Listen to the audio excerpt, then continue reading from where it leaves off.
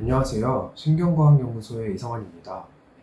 작년 이맘때 연구 소개 영상을 찍었던 기억이 있는데요. 그 후속 연구 주제 중 하나를 이렇게 공유드릴 수 있어 기쁘게 생각합니다. 알츠하이머병을 포함한 여러 퇴행성 뇌질환에서는 아밀로이드 베타뿐만 아니라 알파시뉴클레인이나 타우와 같은 다양한 단백병증이 복합적으로 나타납니다. 하지만 기존 치료법은 특정 단백질만을 단독 타깃으로 하기 때문에 치료 효과에 한계가 있습니다.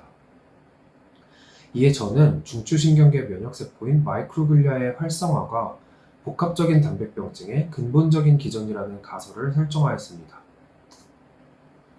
선행 연구에서는 이를 검증하기 위해 아밀로이드 베타 올리고모로 마이크로글리아를 활성화시켰고, 이 세포를 정상 마우스 뇌에 주사하여 마이크로글리아의 고유의 역할을 확인하였습니다. 그 결과 마이크로글리아의 이식은 인지 능력과 운동 기능 저하를 유발했으며, 이는 시냅스 소실, 수성돌기 손상, 신경세포 사멸, 그리고 전기생리학적 변화를 동반하였습니다. 또한 복합적인 단백병증, 글리오시스, 그리고 신경염증 반응은 뇌의 다양한 영역으로 확산되기도 하였습니다. 이번 연구에서는 단백질 자극원의 차이가 질병 특이성을 결정짓는지 확인하기 위해 알파시뉴클레인 또는 타우 단백질로 마이크로글리아를 각각 활성화시켰습니다. 구체적으로 시뉴클레인 혹은 타우를 발현하는 아데노바이러스를 뉴로블라스토마에 감염시킨 뒤 여기서 얻은 컨디션드 미디아를 프라이머리 마이크로글리아에 처리하였습니다. 이후 싱글셀 RNA 시퀀싱을 수행하였고, 처리된 마이크로글리아를 야생형 마우스의 스트리아텀에 주사하여 병리적 특이성이 나타나는지 평가했습니다. 싱글셀 RNA 시퀀싱 분석에서는 마이크로글리아가 5가지 하위 클러스터로 분류되었습니다. 컨트롤 앤 락지 처리군에서는 약 85%가 레스팅 마이크로글리아의 특징을 보였으나, 시뉴클린과 타우 처리군에서는 이 서클러스터가 3% 미만으로 줄어들었고, 대신 약 90%가 인플라메이토리 클러스터로 분류되었습니다. 염증성 마이크로글리아는 피처진에 따라 다시 2가지 서클러스터로 나뉘었는데, 첫 번째 서클러스터는 리피드 메타볼리즘과 면역세포 마이그레이션과의 연관성이 강하게 나타났고, 두 번째 서클러스터는 톨라이크 리셉터 신호경로 활성화와 안티전 프레젠테이션과 더 밀접하게 관련되어 있었습니다. 흥미롭게도 시뉴클린군과 타우군 사이에서는 상위 90개 피처진의 발현 패턴에 뚜렷한 차이가 없었습니다. 이후 시뉴클린 또는 타우에 의해 활성화된 마이크로글리아를 빨간색 형광을 띠는 퀀텀 닷으로 프리 레이블링한 뒤 마우스의 한쪽 스트리아텀에 주사했습니다. 그 결과 두 군 모두에서 처리한 단백질은 시크리션 되지 않고 엑소저너스 마이크로글리아 내부에만 존재했으며, 이 마이크로글리아는 주사 부위에만 국소적으로 위치했습니다. 이는 이후에 관찰된 병리 현상들이 특정 단백질 때문이 아니라 활성화된 마이크로글리아가 매개하는 염증 반응에 의한 것임을 시사합니다. 이어서 마우스의 스트리아텀과 콜텍스, 그리고 히포캠퍼스에서 시뉴클린과 타우에 대한 웨스턴 블럿을 수행한 다음 발현 정도를 히트맵으로 나타냈습니다. 주사 부위인 입실레터럴 스트리아텀의 경우 처리한 단백질의 종류와 상관없이 트라이톤 솔루블 프랙션과 인솔루블 프랙션 모두에서 시뉴클린과 타우의 발현이 증가했습니다. 또한 컨트랄레터럴 스트리아텀을 비롯한 콜텍스와 히포캠퍼스의 모든 분액에서도 유사한 발현 증거가 관찰되어 이러한 단백질 축적이 주사 부위에 국한되지 않음을 확인했습니다.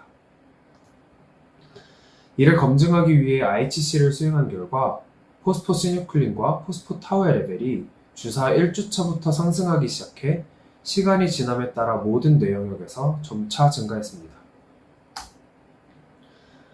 다음으로 포스포시뉴클린과 포스포타우 단백질이 각각 어떤 셀 타입에서 발현되는지 조사하였고, 그 결과 시뉴클린군과 타우군 모두에서 단백질이 응집되는 뉴로널 셀의 비율이 증가했습니다. 마이크로글리아에서도 포스포시뉴클린과 포스포타우의 인트라셀룰러 어그리게이션이 관찰되었으나 신경세포에 비해 그 정도는 약했습니다. 이러한 단백질 응집체의 구조적 특성을 더 구체적으로 분석하기 위해 포스포시니클린과 포스포타우를 각각 베타시트 구조에 특이적으로 결합하는 사이오플라빈 S와 코스테이닝하였고, 그 결과 두 군 모두에서 사이오-S의 형광색이, 세포당 인클루전 개수, 그리고 더블 포지티브 세포의 비율이 현저히 증가했습니다. 복합적인 단백병증 발생과 함께 신경퇴행성 질환의 핵심 특징인 글리오시스와 뉴로인플라메이션 정도를 평가하였습니다. 그 결과 아이바1의 OD 값이 주사 부위에서는 1주차에 가장 높게 나타났다가 이후 다소 감소하였고, 다른 영역에서는 시간에 따라 증가하거나 안정적으로 유지되었습니다. GFAP의 OD 값은 1주차 이후 유의하게 증가해 4주차까지 유지되었고, TNF-알파는 2주차까지 완만히 증가하다 4주차의 최고치에 도달하였습니다. 앞서 포스포시뉴클린과 포스포타우의 확산 양상과 마찬가지로 시뉴클린군과 타우군 모두 아이바1, GFAP, 그리고 TNF-알파의 분포에서도 유사한 확산 패턴을 보였습니다. 마지막으로 활성화된 마이크로글리아에 의한 병리가 마우스의 행동에 미치는 영향을 평가했습니다. 운동 능력의 경우 시뉴클린군과 타우군 모두에서 4주차부터 밸런스 빔 수행 능력이 감소했고, 앞다리와 뒷다리 근력은 각각 6주와 8주차에 감소했습니다. 오픈필드 테스트에서는 시뉴클린군에서 4주차에 총 이동거리가 유의하게 증가하였으며, 두 군 모두 8주차의 센터포인트에 머무는 시간이 증가했습니다. 이처럼 운동 기능에서 뚜렷한 변화가 나타난 만큼 도파미너직 뉴런에서 병리가 발생하는지 여부를 조사하였고, 그 결과 스트리아툼과 서브스텐시아 나이그라에서 도파미너직 뉴런의 발현 정도가 뚜렷하게 감소하였으며, TH 포지티브 셀에서의 프로틴 어큐뮬레이션 정도가 크게 증가했습니다. 인지평가에서는 Y메이즈에서 두 군 모두 6주차부터 수행 능력이 저하되었고, 패시브 어보이던스 테스트의 수행 능력은 8주차에 감소했습니다.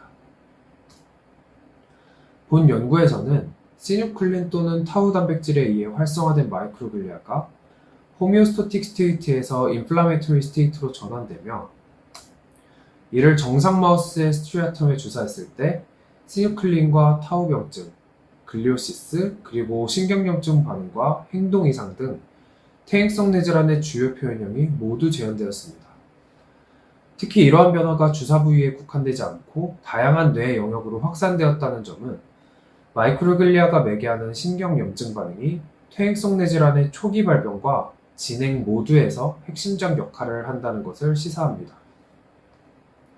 선행 연구와 비교했을 때 이번 연구에서는 싱글셀 RNA 시퀀싱 분석을 통해 자극원의 종류와 무관하게 마이크로글리아 활성화 자체가 강력한 신경병리 유발 요인임을 밝혀냈습니다. 최근에는 이번 연구와 선행 연구에서의 발견을 확장하여 신경염증 반응이 신경세포 내 단백질 응집을 직접 촉진하는 새로운 분자생물학적 메커니즘을 규명하였습니다. 이 연구 내용도 잘 마무리되어 추후 소개할 수 있는 기회가 있으면 좋겠습니다. 제 발표는 여기까지이고, 연구 관련하여 궁금한 점이 있으시다면 이메일로 편히 연락 주시기 바랍니다. 감사합니다.